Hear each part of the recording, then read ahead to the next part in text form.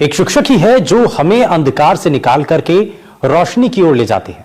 भारतीय संस्कृति में गुरुओं का विशेष स्थान रहा है। सदियों पुरानी भारतीय संस्कृति में गुरु को भगवान का के समान दर्जा दिया जाता है। बीते कुछ वक्त में पढ़ाई का स्वरूप बदला। ऐसे में आधुनिकता के दौर में गुरु शिष्य के रिश्ते में कितना बदलाव आया, साथ ही साथ वर्तमान समय में गुरुओं के सामने क्या चुनौतियां हैं, इसी पर शिक्षकों ने अपने अनुभवों को एनडीटीवी राजस्थान के माध्यम से साझा किया है। एक खास रिपोर्ट आपको दिखाते हैं। गुरु गोविंद दो खड़े काके लागू पाओ, बलिहारी गुरु आपने गोविंद जियो बताओ। कबीर की ये पंक्तियां जो हमें बताती है कि हमारे जीवन में गुरु का क्या महत्व है। भारतीय संस्कृति है वो गुरु परंपरा के अधीन रही है। भारतीय संस्कृति में गुरु और शिष्य की परंपरा एक अनोखी परंपरा है और काफी पुरानी परंपरा है, और इसी के जरिए आज हम इस सफलता को प्राप्त किए हुए हैं।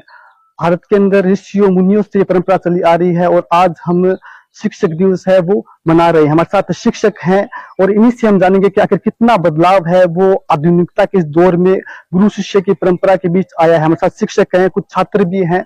हम शुरुआत कर लेते हैं हमारे कार्यक्रम की।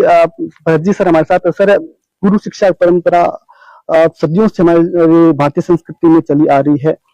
शिक्षक दिवस है, क्या कहेंगे सबसे पहले तो शिक्षक दिवस के अवसर पर? शिक्षक दिवस के अवसर पर मैं ये कहूंगा कि गुरु शिष्य परंपरा जिसकी हम बात कर रहे हैं, हम पुस्तकों में पढ़ते हैं उस गुरु शिष्य परंपरा के बारे में जो प्राचीन गुरुकुल पद्धति में चलते थे। आधुनिक काल में शिक्षा का स्वरूप भी बदला है और गुरु शिष्य परंपरा का स्वरूप भी बदला है।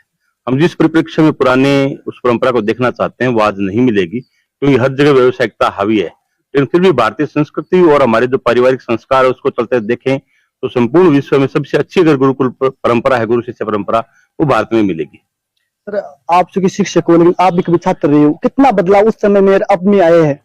बहुत बदलाव है। हमारे समय में था तो यूं कहें कि ये थोड़ा सा एक आधुनिकता का और जो वैचारिक जो विकास हुआ है लोगों का, या कहें कि जो पारिवारिक संस्कार और जो चीजों का ह्रास हुआ है उसका जो परिणाम है वो इस परंपरा में भी देखने को मिलता है। तो सर, याकूब सर भी हैं। सर, सरकारी स्कूल के प्रिंसिपल आप हो, अब कितना बदलाव है वो आया है इन सालों के अंदर?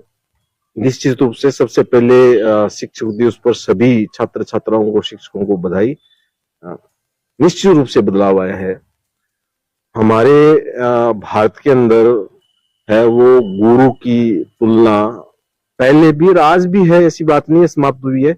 बहुत ही एक माँ और बाप के बाद, और मैं तो कहता हूँ माँ बाप से ज्यादा जो बच्चे के असर होता है वो गुरु के व्यक्तित्व का होता है।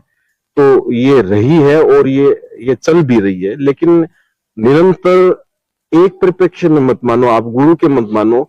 जो हमारे सामाजिक मूल्यों में, संस्कारों में आधुनिकता की वजह से और जो नई जो सोच जो विकसित हो रही है, वो सारी चीजों में जो बदलाव आ रही है वही बदलाव है वो गुरु के रूप में भी आ रही है और निरंतर है, बदल रहा है। लेकिन निश्चित रूप से अब भी ऐसे गुरु भी हैं, ऐसे शिष्य भी है जो अपने गुरु को बहुत अच्छा स्थान देते हैं। उनकी बात है वो एक पत्थर की लकीर मानते हैं। बदल जरूर रहा है, और ये बदलने का कारण गुरु से लेके, माँ बाप से लेके, संस्कारों में कमी, सामाजिक परिवारों में कमी, जो एक सामाजिक ताना बाना हमारा भारत का हुआ करता था, पूरा एक संयुक्त परिवार हुआ करता था, संस्कार हुए करते थे, या जो हुए, तो धीरे धीरे ये जो भौतिक युग से बदलाव हो रहा है उसमें गुरु की परंपरा में भी निश्चित रूप से अंतर है।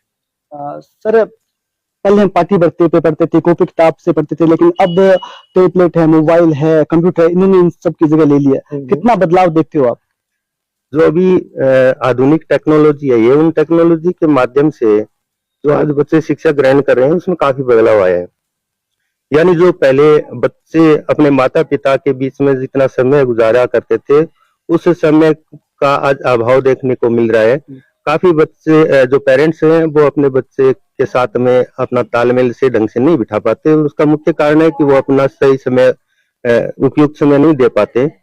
तो अभी आधुनिक टेक्नोलॉजी पर बच्चों ने अध्ययन करना प्रारंभ किया है तो काफी बच्चे इसका शिकार भी हुए हैं, उसका दुष्प्रभाव भी हुआ है। और गुरु शिष्य के बीच में जो संबंध था आधुनिक टेक्नोलॉजी को लेकर के, मैं मानता हूँ कि काफी बच्चे हैं वो मतलब अपने पेरेंट्स के साथ में जो समय नहीं दे पाने के कारण उनके संस्कारों में कुछ कमियां हुई हैं। हमारे साथ पवन जी भी, जो कि राजकीय विद्यालय के प्रिंसिपल हैं। सर, सरकारी टीचरों की अक्सर एक शिकायत रहती है कि उनको शिक्षा के अलावा सभी वो काम किए जाते हैं, कितनी परेशानी होती है सरकारी टीचरों को? सबसे पहले तो गजेंद्र जी, मैं आपको ये बताना चाहता हूँ कि एक अध्यापक के रूप में आज शिक्षक दिवस पर मैं टीचर अवार्ड से सम्मानित हुआ हूँ, और मैं सर आपको बहुत बहुत धन्यवाद आपका और सभी शिक्षक साथियों का भी। दूसरी बात, मैं ये एक शिक्षक यूनियन से भी जुड़ा हुआ हूँ, तो बहुत सारी ऐसी समस्याएं हैं। ऑनलाइन जो काम है वो हमारा बढ़ गया। हमारा मूल उद्देश्य था हमें पढ़ाने दो, और कहीं न कहीं आजकल जो ये शिक्षा पद्धति है, ऑनलाइन काम करवाए जा रहे हैं, स्वास्थ्य परीक्षण कराए जा रहे हैं, हमें पता ही नहीं है कि स्वास्थ्य परीक्षण क्या होता है, और फिर भी हमें बिना जानकारी के वो करना पड़ रहा है। तो इस प्रकार की जो ये राज्य सरकार की योजनाएं हैं, हम निसंदेह जन कल्याणकारी योजनाएं राज्य सरकार की जो भी, चाहे स्कॉलरशिप की हो, बच्चों का नामांकन बढ़ाना, वो सब करते हैं, लेकिन जो हमारे संबंधित नहीं है, मैं ये चाहता हूं कि हमारा मेन उद्देश्य शिक्षा और संस्कार देना है। हमारा जो मूल उद्देश्य है उसे हमें मत भटकाओ, हमें वो काम करने दो। हम निसंदेह अपनी ईमानदारी से और बखूबी रूप से निभाएंगे। सर, अब कोटा की बात करें तो कोटा में गाय बगाए हर एक महीने ऐसी घटनाएं आ जाती है जहाँ पर सुसाइड केस आते हैं। क्या वजह है इन केसों की और कैसे हम इसे रोक सकते हैं?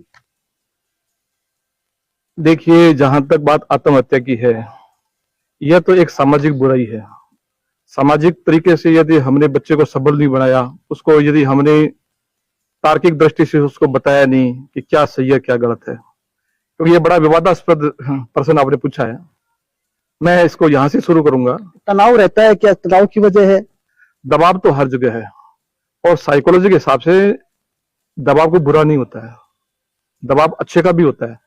लेकिन अब इस समय जिसे बोलते हैं रेट रेस, चूहों की दौड़ में, वहां पर जिस हिसाब से क्या, मेरे पड़ोसी है, इस पड़ोसी के पास यदि रंगीन टीवी आ गया या बढ़िया लग्जरी गाड़ी आ गई तो मुझे भी चाहिए, मुझे जरूरत नहीं हो, यह अंधे दौड़ है ना, ये अच्छी बात नहीं है। मैं रामसूत्रदास जी के शब्दों को उद्धृत करूंगा, वर्तमान समय में वो लागू है। आदि अविद्या अटपटी घटघट बीच पड़ी, कहो किसे समझाइए कुएं भांग पड़ी।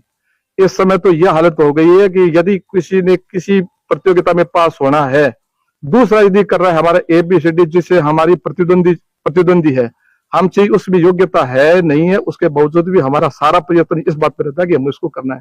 जैसे वर्तमान देख लीजिए, हर कोई डॉक्टर बनना चाहता है, कोई इंजीनियर।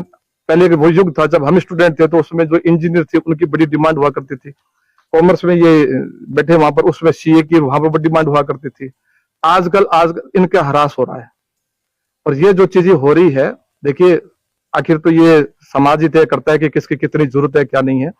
दबाव है, लेकिन दबाव अभी अवांछित दबाव है, वो सही नहीं है। और इस स्थिति को सुधारने के लिए, क्योंकि अभी आपने वहां से शुरुआत की थी शिक्षा का जो बेसिक काम होता है अंतर्निहित जो ज्योति होती है उसको बाहर प्रकाशित करना। अभी जो ये बात कर रहे हैं, हम यहाँ पे बैठे, मैं नहीं समझ, मैं तो गुरु नहीं हूँ, मैं बता देता हूँ, मैं तो अध्यापक हूँ ज्यादा, मैं गुरु नहीं हूँ। गुरु के लिए बहुत बड़ा पद होता है, गुरु का बहुत बड़ा होता है। मैं अपने आप को एक शिक्षक मानता हूँ, जो केवल और केवल एक पाठ्यचर्या में जो बंधा हुआ है उस चीज को मैं वहां पर अपने बच्चों तक पहुंचाने की कोशिश करता हूँ। धन्यवाद। हमारे साथ कविता मैडम जो भी है, जो कि राजकीय SPD कॉलेज की प्रिंसिपल है। मैडम, गुरु है वो छात्र के जीवन को संवारने का काम करता है। आज के गुरु किस प्रकार के काम कर रहे हैं? पहले आपने काफी लंबे आपका एक्सपीरियंस रहा है, पहले कैसे काम कर रहे हैं, कितना बदलाव है गुरु की शिक्षा देने के क्षेत्र में?